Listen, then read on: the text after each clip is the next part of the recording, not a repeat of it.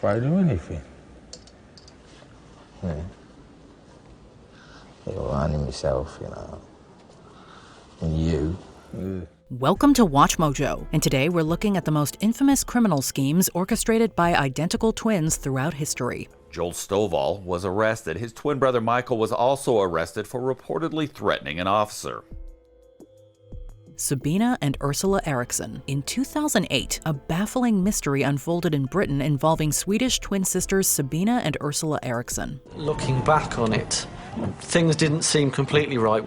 While traveling from Liverpool to London, they were kicked off a bus for displaying erratic behavior. They began walking along the highway and suddenly ran into traffic. Nearby, a crew filming the documentary series Motorway Cops caught the chaos. As they crossed the busy highway, they were hit by vehicles, severely injuring Ursula and leaving Sabina unconscious. I still can't look back and actually understand what happened. When she eventually came to, Sabina attacked a police officer. The next day, she fatally stabbed another man named Glenn Hollinshead. Sabina ultimately pleaded guilty to manslaughter, arguing that she suffered from shared psychosis with her sister. She was sentenced to 5 years in prison. If this did happen again, then there would be a lot of questions to be answered.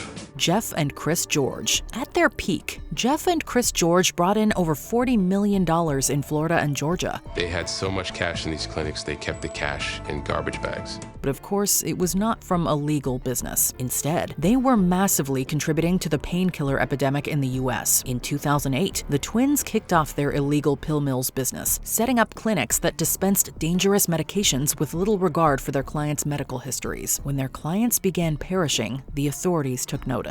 Jeff is quoted saying it's not his problem. In 2012, Chris was sentenced to 17.5 years in prison for several charges, which was later reduced to 14 years after he testified against his former doctors. Jeff initially received 15.5 years, but his sentence was extended to 20 years for his role in a substance-related murder. They just didn't care. They just cared about money, cars, nice houses. They're the scumbags. They are the scumbags. Nathan and Justin Bacham. In 1999, police were met with a shocking scene when they arrived at the Kittrell, North Carolina home where twins Nathan and Justin Bacham lived. Wait a minute. Outside, one of the twins was calmly feeding his rabbit, but inside, there were clear signs of violence. The twins' mother, Deborah, had discovered an assault rifle in their bedroom. When she tried to confiscate it, one of them shot her with another firearm. The gunshot alerted their father, William, and when he rushed upstairs, he was also shot. The twins then turned the gun on their sister, Robin. While Deborah and Robin survived, William sadly did not. Nathan and Justin later admitted their actions in juvenile court and were sentenced to up to 6 years in a state reformatory. I want you to tell me why. Daniel and David DeWild. In 2003, twin brothers Daniel and David DeWild became embroiled in a murder investigation when Daniel's wife Heather vanished just days before finalizing their divorce. Was there any sign of a murder weapon in the house? No, there was not.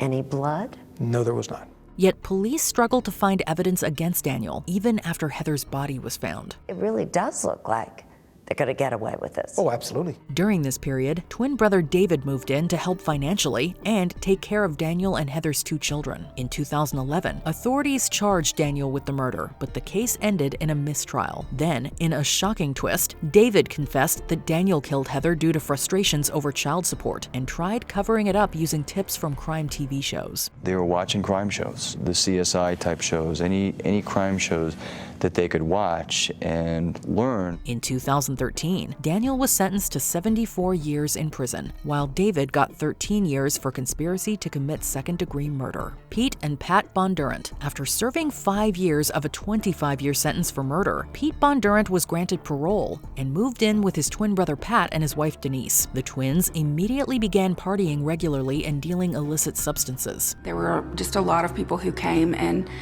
even though they feared them, they also sort of idolized them. In 1986, 2 individuals named Gwen Duggar and Ronnie Gaines disappeared after separate visits to the Bondurant's house. As time went by, there were a lot of speculation about what people thought happened to Gwen Duggar, and It always came back to the Bondurants, but no one knew exactly what had happened. The twins reportedly boasted that the police would never find any evidence of the crimes. Just days after authorities questioned Pat's girlfriend, Terry Lynn Clark, about his alibi, she died mysteriously. Eventually, Denise came forward and revealed that the Bondurant brothers had killed all 3 victims, disposed of the evidence, and forced her to help. Some of the community in Elkton, which had heard things, but were reluctant to disclose what they heard because they were scared of the Bondurants. Pete was jailed for 25 years, while Pat was handed a life sentence. Jared and Gerald Smith. In 2014, Tennille Alexander was walking down a street in Fresno, California when she was approached by twin brothers Jared and Gerald Smith. The brothers demanded money from Alexander, and when she refused, they attacked her. I was just getting blows, feet, and I mean, I know by this time it was both of them. At that moment, a man named Nathan Halstead happened to be riding his bicycle down the same street when he came upon the scene. Halstead intervened in the attack, but the Smith brothers turned their anger on him, leaving him in an unconscious state. As soon as he asked what they were doing to Alexander, the Smiths turned their attention to him. Shortly after, an unsuspecting driver accidentally struck Halstead with their car, which ended his life. If he would have never came by on that bicycle and said something, I would be in his position right now. That man saved my life. The entire incident was captured on CCTV. In 2019, the Smith twins were sentenced to 12 years in prison. Dante and Dante Hall. In 2006, Dante Hall's girlfriend, Angel Glenn, called him from a house party in Eustis, Florida, where she was hired to work. Glenn told Dante that the location was filled with valuables, which led him to gather his twin brother Dante and some friends to hold up the place. And so Dante and Angel devised a plan that when the girls were to go into the back room to change their clothes, Angel would call Dante to give him a breakdown of the room. After arriving, they encountered resistance from some partygoers. As a result, the gang opened fire, causing the deaths of Bernard Blunt and Keeson Evans. He passed away immediately. Dante was found guilty and sentenced to capital punishment. However, in 2017, the execution verdict was thrown out, and he was resentenced. While the jury was convinced that Dante with an A was indeed one of the masked and armed intruders from that night, the jurors were having trouble deciding if Dante had ever fired his weapon or if it was only his brother. Dante, who denied involvement in the incident, was convicted regardless and sentenced to life, while Glenn received 10 years. Joel and Michael Stoval. In September 2001, police arrived at a residence in Canyon City, Colorado after a call came in that a dog was shot. Twin brothers Joel and Michael Stoval were arrested at the scene. His plan is to take the Stoval twins to the Fremont County Detention Center. I would say it's maybe 5 miles away, maybe 10 minutes at the max away from the sheriff's department. On the way to the station, Michael managed to slip out of his handcuffs, take out a hidden firearm, and fatally shoot Deputy Jason Schwartz, causing the vehicle to crash. They were able to get out of the car. They did pull him from the car and drag him in front of his squad car. The twins then walked to a nearby trailer where they had stashed weapons and armed themselves for what became an intense 24-hour chase by the police. This left one officer injured and another with permanent paralysis. I could hear them whispering and talking, and he did a very wise thing. He challenged them. Stop! Right there! I see you! Hands up! Eventually, the Stoval siblings were arrested and sentenced to life imprisonment without the possibility of parole, plus 896 years. Tasmia and Jasmia Whitehead. Twin sisters Tasmia and Jasmia Whitehead were raised by their great-grandmother. However, in 2007, their mother Nikki Whitehead was granted custody of them. This caused huge friction as they didn't want to live with her. They're intelligent, and that intelligence enables them to flout the rules. And the girls gang up against the mother.